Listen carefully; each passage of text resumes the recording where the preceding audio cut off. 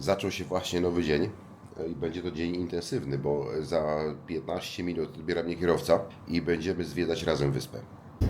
To jestem już w aucie z kierowcą. Kierowca ma na imię Aria. Hi Aria. Hi, good morning, how are you? I jedziemy na first what we do, rice fields? No, first Of temple. świątynia, potem pola ryżowe. W planie na dzisiaj jeszcze jest wodospad. I zapowiada się fajny dzień. To co prawda trochę mokro jest z rana, bo jeszcze padało nie tak dawno temu. Ale w sumie tak jest codziennie. W nocy pada, w dzień jest fajnie, także wydaje mi się, że powinien być suchy dzień kolejny przed nami.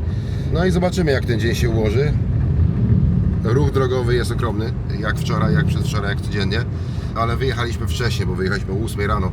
Także mam nadzieję, uda się dotrzeć na miejsce bez jakichś wielkich korków. Z tym łatwym dojechaniem to byłem trochę zbyt optymistyczny, bo korki są już mega. Stoimy właśnie w jednym. Natomiast do planu wycieczki teraz jedziemy do Ubud. Tutaj widać pośrodku wyspy na południu.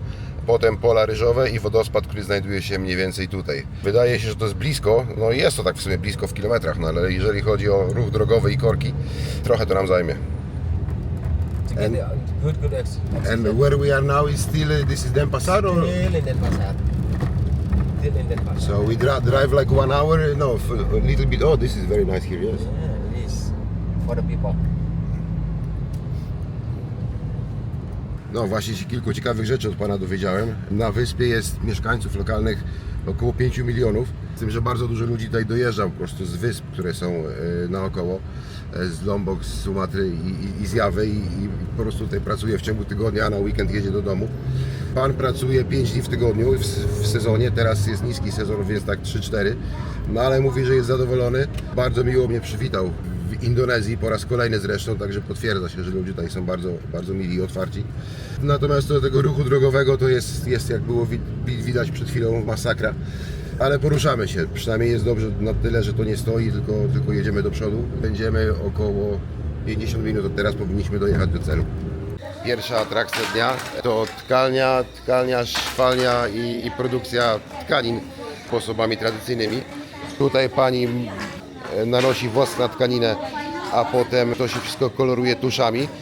No taka turystyczna typowo atrakcja, no ale dobra, idę zobaczyć może coś ciekawego. No i jedziemy dalej z Arią razem. Wow, so almost every 10 meters, one shop. Yeah, yeah. One area, one product, one business.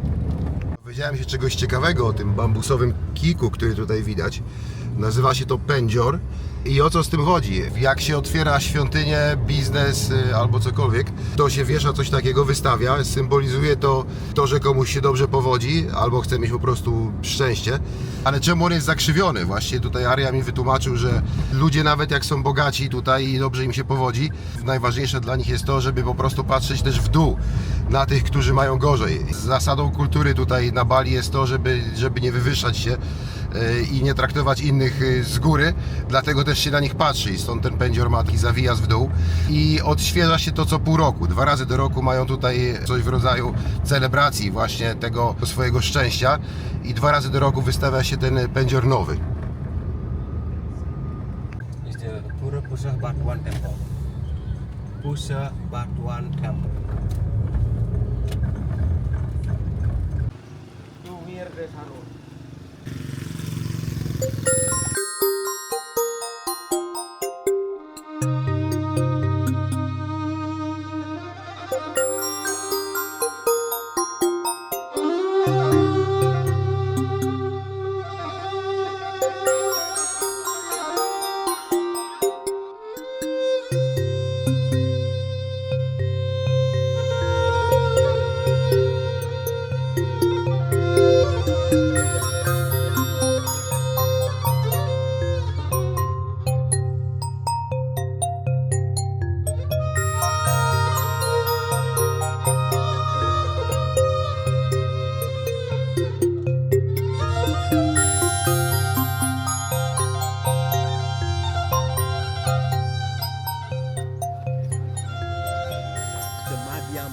Madhya is the middle, Mandala is the compound.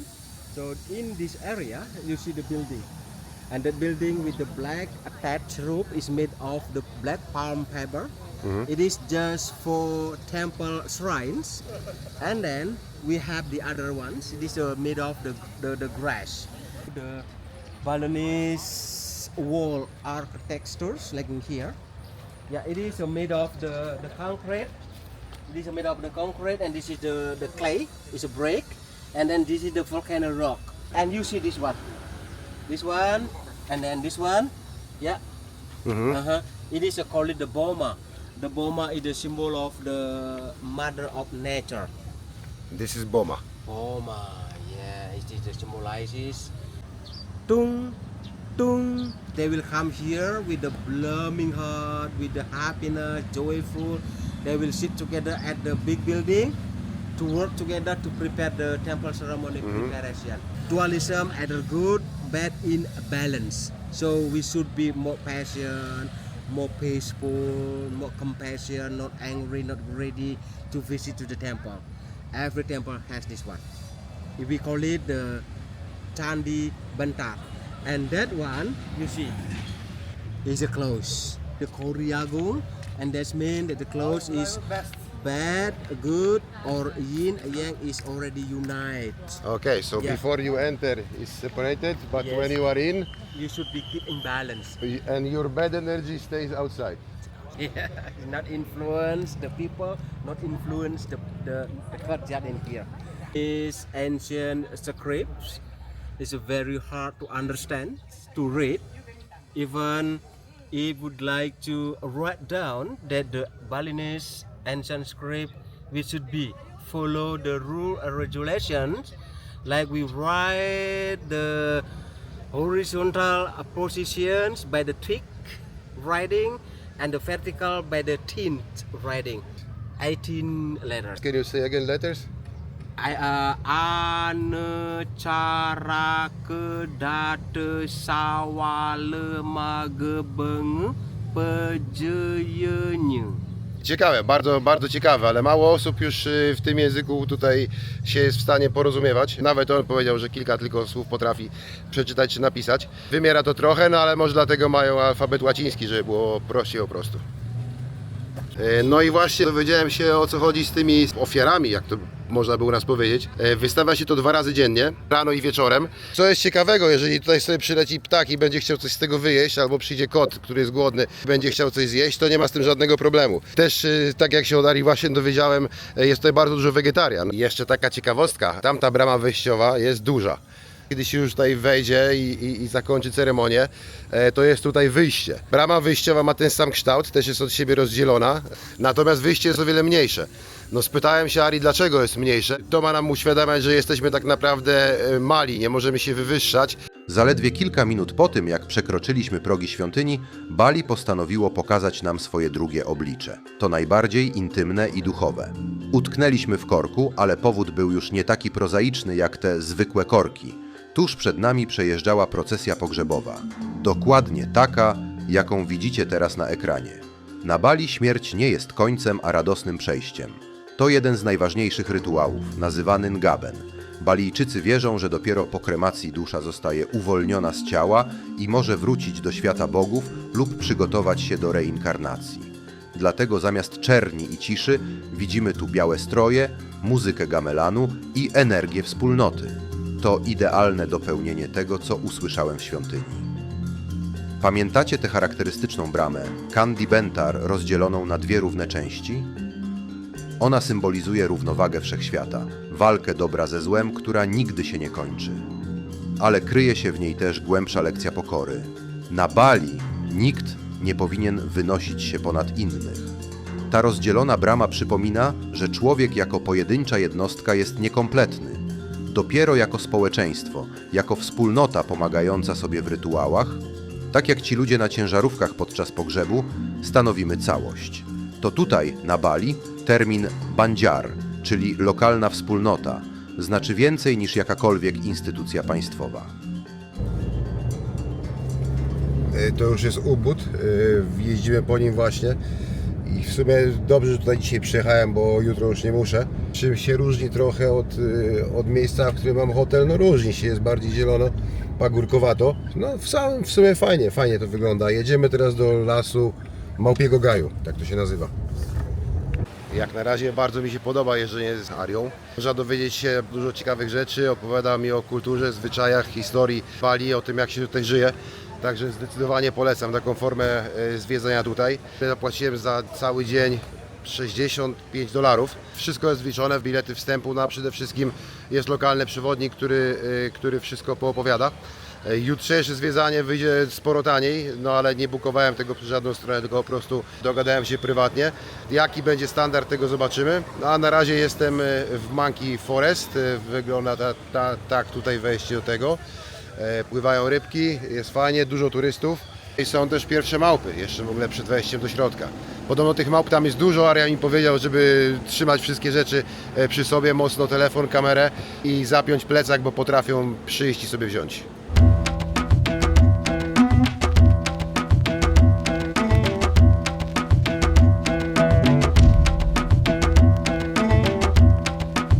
Jak się przed chwilą dowiedziałem, jest to największa taka atrakcja turystyczna tutaj w Ubud. Zresztą jak widać jest to świetnie zorganizowane. Przed chwilą przeszliśmy przez bramki, ceny wejścia mam wliczone tutaj już w pakiet wycieczki. Także nawet nie wiem ile bilet kosztował, no ale to można łatwo sprawdzić w necie.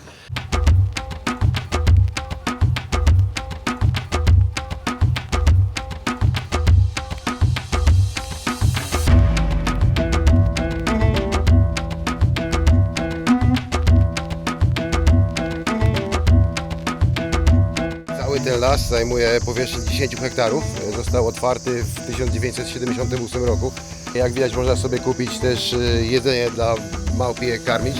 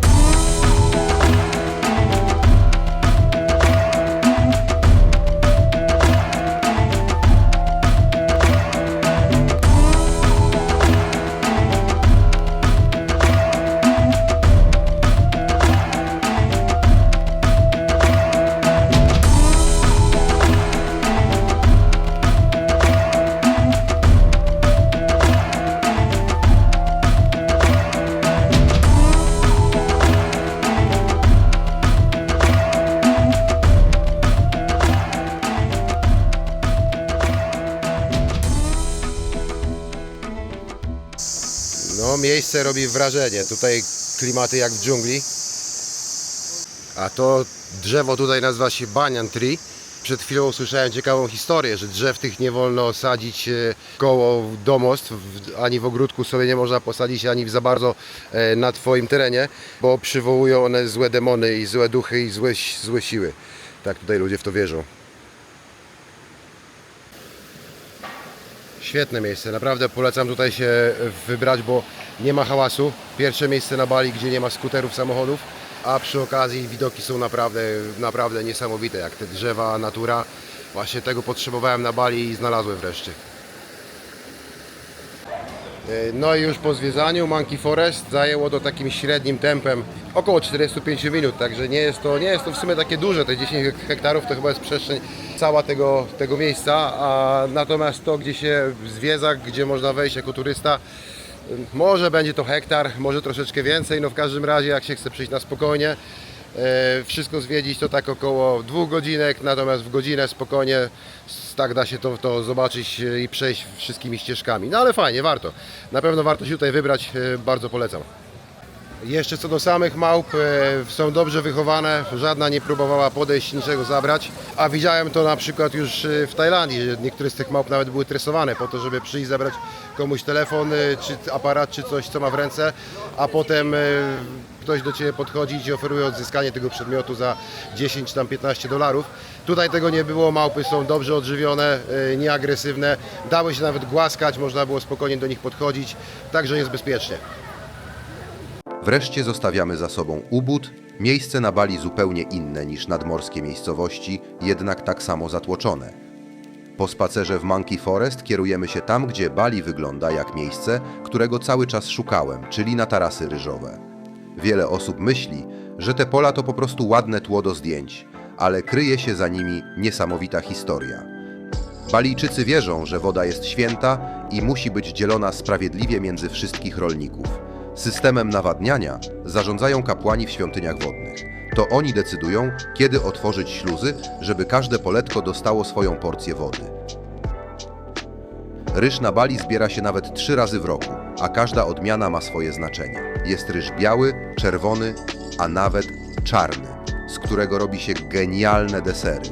I mimo, że turyści z całego świata zjeżdżają się tutaj, żeby wypić kawę z widokiem na te kaskady, dla miejscowych to wciąż ciężki kawałek chleba.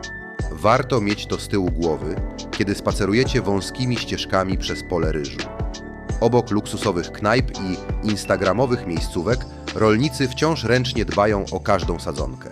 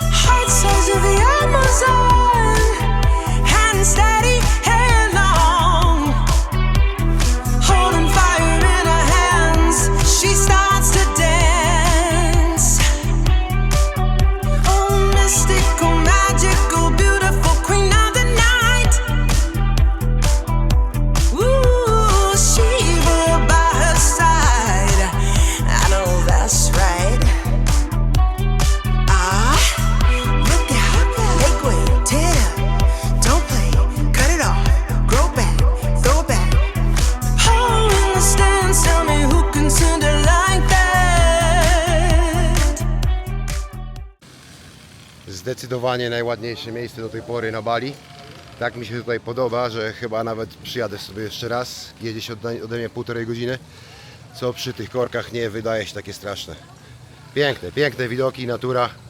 Warto tutaj przyjechać. Zaledwie chwilę po wyjeździe z pól ryżowych zaliczamy szybki powrót do rzeczywistości. Przed chwilą było błękitne niebo, a teraz mamy konkretną ścianę deszczu. To nie jest deszcz, który znamy z Europy. This is big rain or just normal rain? It is a drizzling. W ciągu godziny potrafi spaść tyle wody, ile u nas przez miesiąc.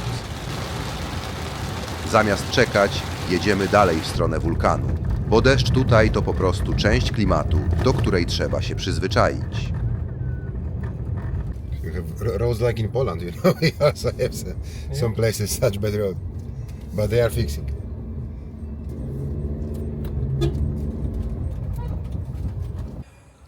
Przed chwilą zjedliśmy lunch, a teraz widoczki na wulkan i okolice. Lunch nie był za dobry, bo w formie all you can eat, wszystko smażone z mrożonki, no ale widoki wynagradzają. Naprawdę niesamowicie, niesamowicie to wygląda.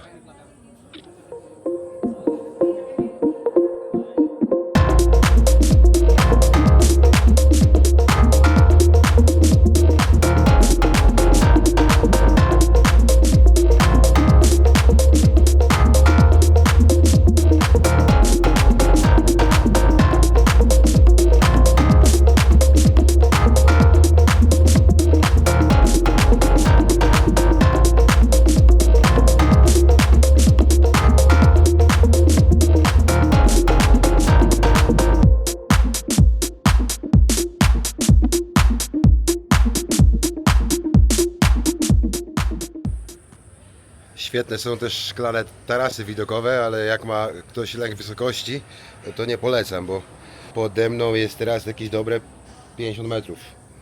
Na szczęście szyba jest brudna i mało to widać. A to jeszcze raz widoczek. Następny, przedostatni przystanek tego dnia to plantacja kawy Segara Windhoek Coffee Plantation. Trochę się rozpadało, ale nie przeszkadza mi to w niczym. Teraz przedostatni punkt wycieczki, plantacja kawy. Może wyłączyć swoją twarz, żeby pokazać, jak tu jest pięknie. A tak rośnie passiflora. Jadłem to już tyle razy. Pierwszy raz widzę na krzaku. No, miała być plantacja kawy, no jest, tutaj rośnie kawa. Which one is Arabica, which one is Robusta? This is Arabica. Uh-huh. And this is Robusta. And how you, I see different leaves. The lip is bigger, Robusta, Yes. smaller, Arabica. When it's coffee ready, the color is blank. Dojrzała kawa robi się czerwona, tak jak tutaj, gdzie ona jest. Kawa chodzi. O, tak jak tu. Idziemy dalej. How big is this plantation? It's not so big. It's just for tourists, right? Just tourists. You know Luwak? Luwak. Luwak eat a coffee and food. Ah, yes. Ah, and then you make this special coffee. Special coffee. Zobaczę potem, jak była nazwa tego zwierzątka po polsku, bo już zapomniałem, ale rzeczywiście to jest zwierzątko, które zjada kawę. Potem ta kawa przechodzi mu przez układ pokarmowy i następnie tą kawę się odzyskuje, poddaje się ją procesowi. Taki w sumie ma dziwny zapach. No i ta kawa to jest rarytas. This one. This is male coffee and this is Ah, okay. male smaller, stronger. But you sell coffee also from this animal? yeah, okay. yeah. The animal eat male Okay. and female. Tutaj mały bar. No nic, trzeba spróbować tej kawy. This is female, male and this is female. No to tak, to jest ta kawa, która wyleciała z zwierzątku z tyłu. Tą kawę potem się czyści. This is coffee already remove the skin. Aha, Without okej, the skin. pil, okej. A, to też fajnie wygląda, bo to jest jeszcze kawa w ziarenkach, ziarenka kawy ze skórkami, a to jest bez skórek już, przed prażeniem. A tą kawę pali się jeszcze tradycyjnie, tak jak kiedyś, piec widać opalony drewnem. Pali się ognisko. The old way to roast coffee, right? Yeah, that's why our coffee in Bali is the best. And how long you need to roast this coffee? 45 minutes. 45 minutes. No i tutaj też widoki robią niesamowite wrażenie. Pomimo tego, że pada, kropi w sumie, jest naprawdę pięknie. Ciekawe, co by to było dalej, gdyby nie ta mgła i ten deszcz taki, ale nie, no dobra, jest też wrażenie niesamowite. Ale muszę się zawijać pod dach, bo zaczęło padać. Co też fajnego, w cenie wstępu jest wybór 14 różnych, o pan kawę przynosi, 14 różnych kaw różnego rodzaju. Wszystkich nie wypiję, bo nie będę spał przez 2 miesiące, aczkolwiek spróbujemy zaraz chociaż po łyczku z każdej.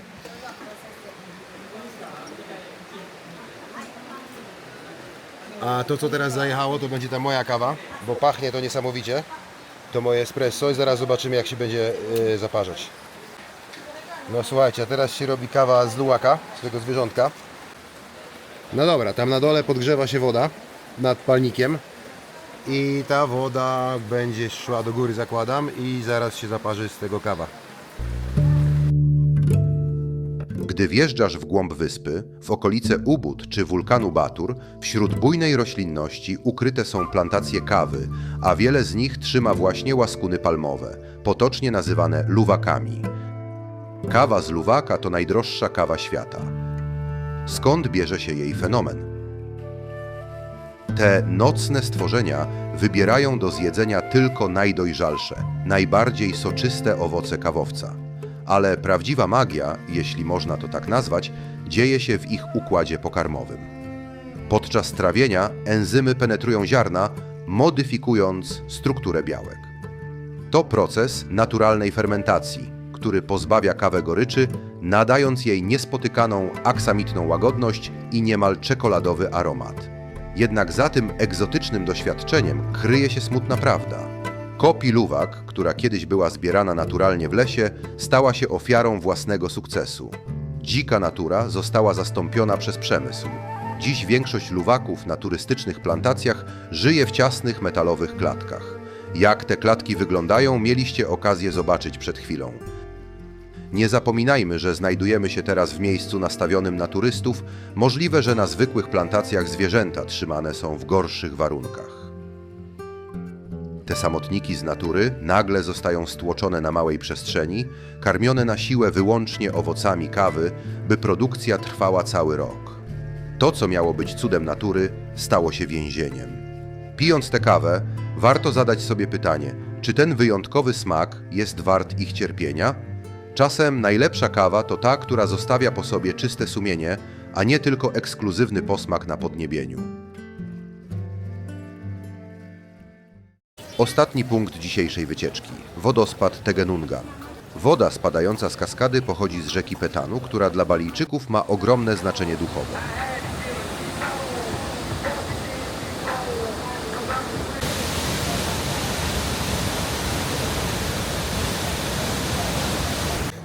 Dobra, jest też mały minus tego wodospadu. 330 stopni. W dół było fajnie, w górę też jest fajnie. ale inaczej fajnie. Udało się wejść. No i trzeba to uczcić, pijąc zimnego kokosa.